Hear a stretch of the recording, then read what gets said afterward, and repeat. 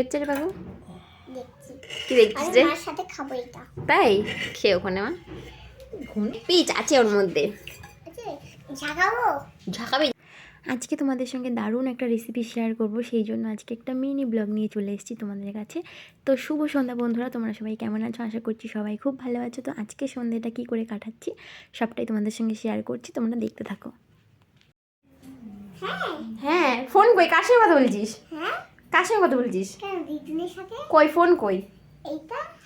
দিদুনের সঙ্গে এমনি যখন ফোন করে কথা বললো না, তো হঠাৎ করেই আমাদের প্ল্যানিং হলো দেখো বিরিয়ানি খাওয়া হবে, তাই জন্য দেখো এখানে চাল ভিজিয়ে রেখেছি আর এখানে জল গরম বসিয়ে দিয়েছি। আর দাদা আর আমার বর গেল চিকেন আনতে, আর এইদিকে আমি ভাতও রান্না করে নিয়েছিলাম রাত্রের জন্য। তারপরে হঠাৎ করেই প্ল্যানিং হলো কি না বিরিয়ানি খাওয়া হবে। তো দেখো এই যে ভাত।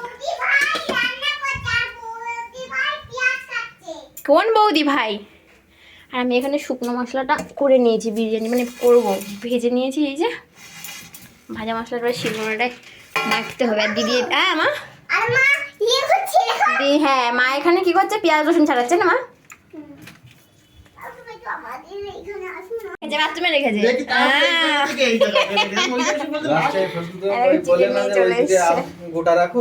আর দেখো সব ভাত মানে ভাত হাঁড়িতে ধরবে না বলে এইদিকে আবার ডেচকিতে জল বসালাম। এই যে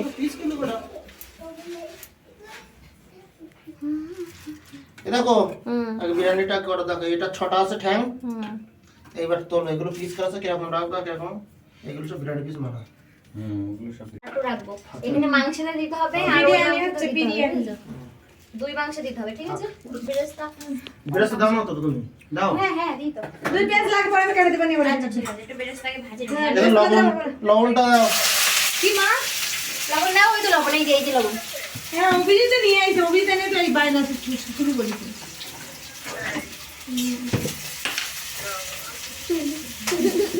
তোমার 20 টাকাটা কমিছে? লবণ আই দেবো। দাও আর একটু দাও। দাও বুঝে দে, নিজে তো পারে না। আমি করি না, আমি এখন আন্দাজ মতো বেশি গেলে তো কেন বেশি হবে? অভিজিৎ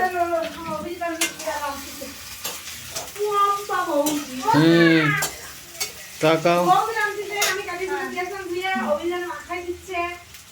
সেটা আটকে দিই।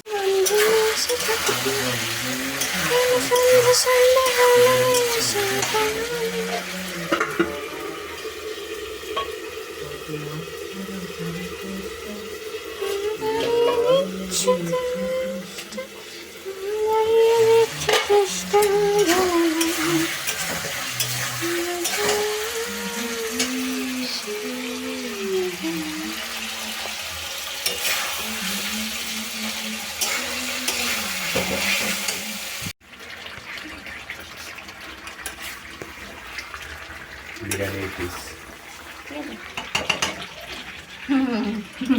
এটা হয়ে গেছে না? এখন চিকেনে দেখো ছাড়িয়ে চলে যাচ্ছে, দেখো এই দেখো, এই যে অসাধারণ কালার। চলো এবারে আমি এক কড়া চিকেন না এটা তো হেভি বড়। কত স্পিডে করছে, আমি পজিশনে পারি এই একদম না, আমার থেকে বেশি স্পিড আছে। যদি আমার থেকে বেশি স্পিডে পারে তিশা তো না আমি এই করবে কাজ তুমি যাও।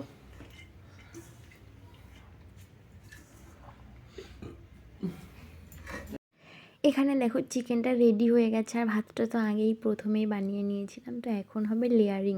তো এই লেয়ারিংটা করছি মানে আমি আর মানে আমার ননদের বর দুজনে মিলে। তো দেখো, তো এই বিরিয়ানিটা মানে আমি আমার মায়ের কাছ থেকে শিখেছিলাম। মা ঠিক এই প্রসেসেই বিরিয়ানিটা বানায়। আমার তো ভীষণই ভালো লাগে মায়ের হাতের বিরিয়ানি খেতে। তো আমিও একটু চেষ্টা করলাম, দেখা যাক কেমন কি হয়। তো দেখো এখানে লেয়ারিংটা করছে কি বলো তো, আমার সব মানে হাঁড়ি সব কিছুগুলো একটু ছোটো ছোটো, তো কারণ দুটো মানুষ আমরা, সেই জন্য বড় কিছু কেনাই হয়নি। তো তাই জন্য দুটো জিনিসই এখানে স্টিমটা দিতে হবে, ডেচকি আর হাঁড়ি দুটো মিলিয়ে আমি স্টিমটা দেবো। তো এখানে আমি আর মেয়েদের ভাত খাওয়াতে পারি না, গিয়ে কোনো দিন ছোটবেলাতে এখন এই দিয়ে তাই না খাওয়া হয়ে গেছে। ও মেয়েও আমি কি কোনো শুতে পারে না। এখন টেনে টেনে নিচ্ছে বড় গন্ধ। কোনদিন বিরিয়ানিও খেতে পারতাম না, এখানে এসে আস্তে আস্তে আস্তে আস্তে আমি বিরিয়ানি খাওয়া শিখছি।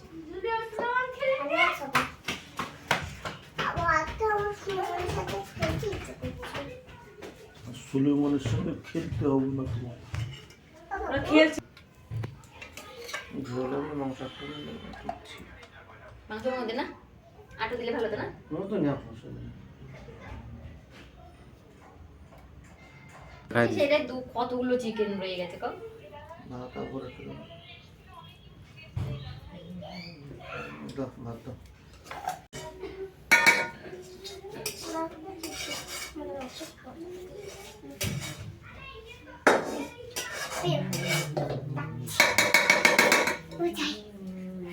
কি বলো তো, যেহেতু হঠাৎ করেই বিরিয়ানির প্ল্যানিংটা হয়েছে, দাদারা প্রায় 8:30টার দিকে এসে বলছে বিরিয়ানি খাও, মানে খাবো আর কি। তো সেই জন্য করে তখন আমার তো রান্নাবাড়া প্রায় হয়েই গেছিলো, আমি ভাত বসিয়ে দিয়েছিলাম, তারপরেও বিরিয়ানিটা করতে করতে না অনেকটা রাত হয়ে গেছিলো।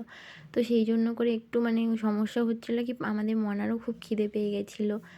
তো দেখো এখানে কি বলো তো, স্টিমটা দিতে অনেকটা সময় লেগে যায় না, তাই জন্য অনেকটা দেরি হয়ে গেছিলো। তো যাই হোক, আমাদের মোটামুটি এই যে খেতে এসেছি এখন প্রায় 11:30 মতো বাজে। তো এরপরে খাওয়া দাওয়া, তারপরেও আরও অনেক কাজ আছে, সব কিছু করে নিয়ে না অনেকটা রাত হয়ে গেছিলো ঘুমাতে ঘুমাতে। তো দেখো এটাই হলো বিরিয়ানির ফাইনাল লুক। তো তোমাদের কেমন লাগলো অবশ্যই জানিও। আমার পাকুবুড়ি তো ভীষণ খুশি, বিরিয়ানি খাবে বলে দেখো বসে আছে। তো চলো, তোমাদের সঙ্গে আবার দেখা হবে নতুন একটা ব্লগে। আজকের এই মিনি ব্লগটা তোমাদের কেমন লাগলো অবশ্যই জানিও। ভালো লাগলে একটা লাইক কমেন্ট শেয়ার করে দিও। সবাই খুব ভালো থেকো।